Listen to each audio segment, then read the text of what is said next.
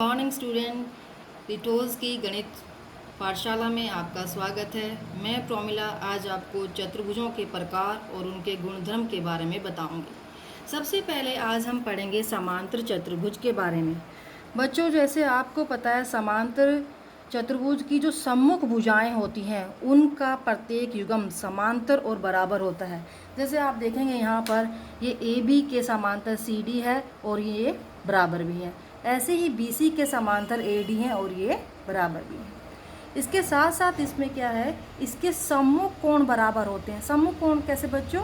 जैसे ये ए है, ए के सम्मुख सी है, यानी अगर ये 70 डिग्री का ए होगा तो सी भी 70 डिग्री का होगा।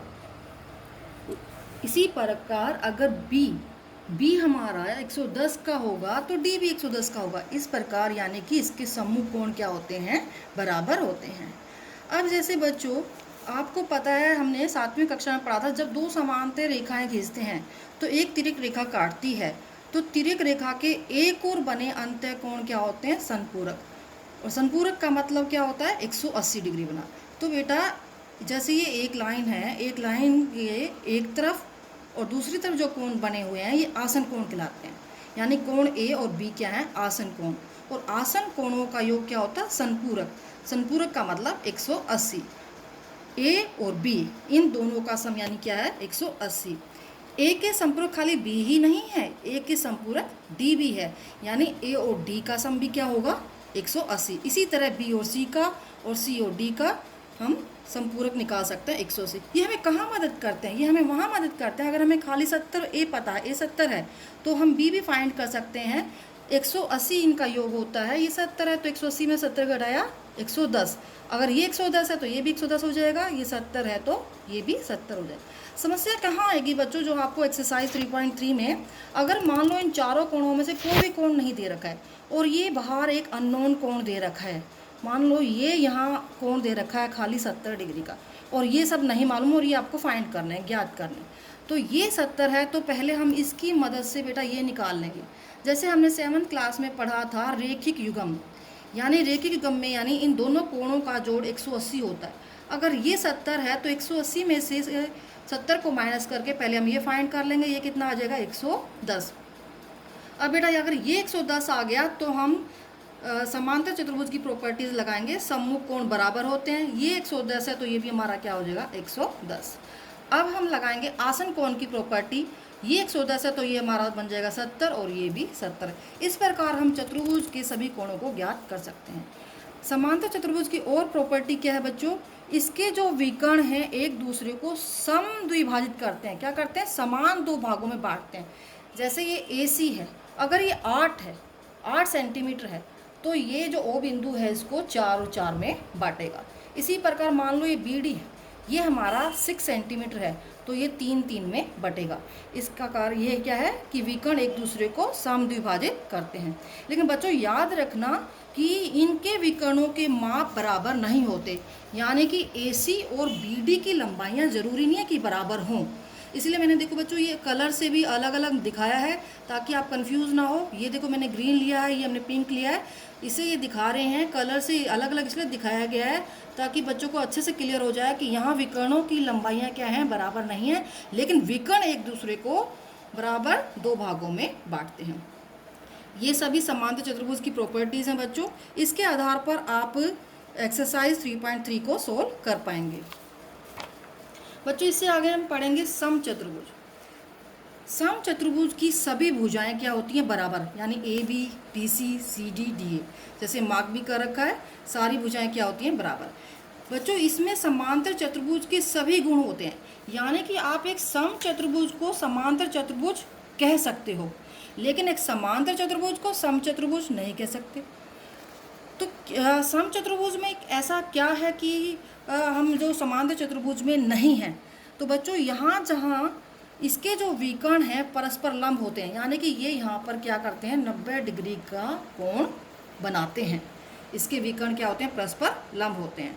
और बच्चों इसके भी विकर्ण की माप क्या होती है? बराबर नहीं होती। ये भी बराबर पर समद्विभाजित करते हैं, समांतर चतुर्भुज की तरह ही दोनों करते हैं, लेकिन इसके भी विकर्ण की लंबाइयाँ क्या होती हैं? बराबर नहीं होती। इसका मतलब हम समचतुर्भुज को एक समांतर चतुर्भुज कह सकते हैं, लेकिन समांतर चतुर्भुज को समचतुर्भुज नहीं कह सकते। इससे आगे हम पढ़ेंगे आयत। बेटा आयत की आपको पता ही है, आयत में भी समांतर चतुर्भुज की तरह ही आमने सामने की भुजाएं बराबर होती हैं। तो हम आयत को भी एक समांतर चतुर्भुज कह सकते हैं, क्योंकि इसमें भी समांतर चतुर्भुज के सभी गुण होते हैं। तो इसमें समांतर चतुर्भुज से क्या अलग है, आयत का जो प्रत्येक कोण है, ये कोने पे बने हुए जो कोण हैं वो क्या होते हैं, समकोण। और इसमें एक अलग बात यह है कि इसके जो विकर्ण की लंबाइयाँ क्या होती हैं, बराबर। मान लो ये 8 सेंटीमीटर है तो ये AC भी क्या होगा, 8 सेंटीमीटर। तो बच्चों हम पढ़ेंगे आगे वर्ग। क्या है ये, वर्ग।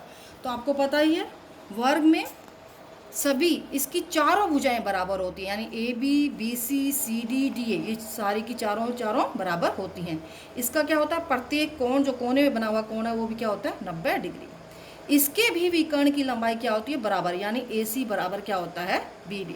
समांतर चतुर्भुज, समचतुर्भुज और आयत सभी के गुण इसमें होते हैं, यानी इस वर्ग को आप आयत भी बोल सकते हो, इस वर्ग को आप समांतर चतुर्भुज भी बोल सकते हो, इस वर्ग को आप समचतुर्भुज भी बोल सकते हो। तो बच्चों अब हम आगे देखेंगे पतंग। ये देखो पतंग, एक चतुर्भुज जिसमें दो आसन भुजाओं के युग्म बराबर होते हैं। आसन भुजाएं कैसे बच्चों, जैसे ये AD और AB क्या हैं, आसन भुजाएं हैं, क्योंकि दोनों का ये एक बिंदु यहाँ से ये बन रही हैं। इसी प्रकार ये CD और BC भी आसन भुजाएं हैं। तो एक युग्म ये बराबर हो गया, एक युग्म ये बराबर हो गया। इसके विकर्ण एक दूसरे पर लंब होते हैं। समचतुर्भुज की तरह ही इसके विकर्ण एक दूसरे पर लंब होते हैं। यहाँ पर देखो ये 90-90 बना रहे हैं, लेकिन क्या अंतर है, इसका एक विकर्ण दूसरे विकर्ण को समद्विभाजित करता है, यानी दोनों एक दूसरे को समद्विभाजित नहीं करते, एक विकर्ण दूसरे को समद्विभाजित कर रहा है। यहाँ पर आपका AC विकर्ण जो AC है वो BD को क्या कर रहा है, समद्विभाजित, यानी ये दोनों बराबर है। और कोण B बराबर D, यानी कोण जो B की माप है D की माप के बराबर है। वो कैसे बच्चों, मान लो हम ये त्रिभुज लें ADC और ABC, अगर हम इसको समरूपता से इसको बराबर करें, इसको कॉन्ग्रेंट करें, सर्वांगसम करें, तो आप देखो एक भुजा ये इसके बराबर हो गई, ये भुजा इसके बराबर हो गई, और ये एक इसमें सांझी हो गई, कॉमन हो गई। तो भुजा भुजा भुजा सर्वांगसमता नियम से ये दोनों त्रिभुज क्या हो गई, सर्वांगसम हो गई, और सर्वांगसम हो गई तो कोण भी किसके बराबर हो गया, कोण D के। इसलिए हम कह सकते हैं इसका एक ही कोण ये बराबर होता है, कोण A और C बराबर नहीं होता। इसके बाद बच्चों हम पढ़ेंगे समलम। समलम एक ऐसा चतुर्भुज है जिसमें भुजाओं का खाली एक युग्म समांतर होता है। जैसे यहाँ पर AB और DC ये समांतर है, ये समांतर नहीं है। अगर हम इस समलम की जो ये असमांतर भुजाएं हैं, इन असमांतर भुजाओं की लंबाई को बराबर कर दें तो हम इसको क्या कहेंगे, समद्विबाहु समलम। क्या कहेंगे, समद्विबाहु समलम। तो इस प्रकार बच्चों आज हमने चतुर्भुजों के बारे में पढ़ा, चतुर्भुज के प्रकार के बारे में पढ़ा। बच्चों इसके आधार पर आप एक्सरसाइज 3.3 और 3.4 हल कर पाएंगे। तो इसी के साथ धन्यवाद, थैंक यू।